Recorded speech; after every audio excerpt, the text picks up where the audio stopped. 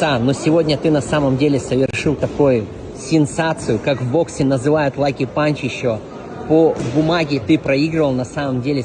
Я вот даже с ринга не уходил, верил в тебя до последнего, и ты сам в себя верил, я видел, тренер в тебя, самое главное, верил, и вот это привело к победе. Что вот такое, какая вот такая настойчивость, что тебя заставляло до конца боксировать, биться и вот не унывать? В первую очередь я хотел бы поблагодарить тренеров моих, двоих тренеров, моих наставников. Это Нурипашат Алибов Мухтарович и Магомед Курбанов. Я провел хороший бой, благодаря им, и, конечно, во мне есть дух нагайский. Мои корни всегда воевали, нагайцы, они вообще воинственный народ. И, может быть, тоже это так и есть, то, что от них тоже у меня гены какие-то остались. Вот этим самым победил я. Я, насколько знаю, ты еще пока являешься, у тебя разряд КМС, да? КМС, ты бился с мастером спорта, который уже боксер показывал хорошие результаты, и все равно ты вот переломил ход встречи, так сказать. Вот. Как тебе вообще в целом турнир? Сколько ты вот схваток провел? Чемпионат Дагестана по мужикам это, конечно, очень сильный уровень.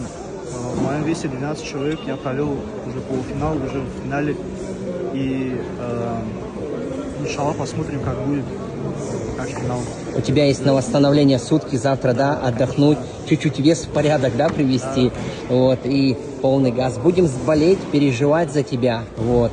Я знаю, что Альберт Батыргазиев тоже нагаец, да? Альберт Батыргазиев, да? Я с ним, да, очень в хороших отношениях, я с ним на связи.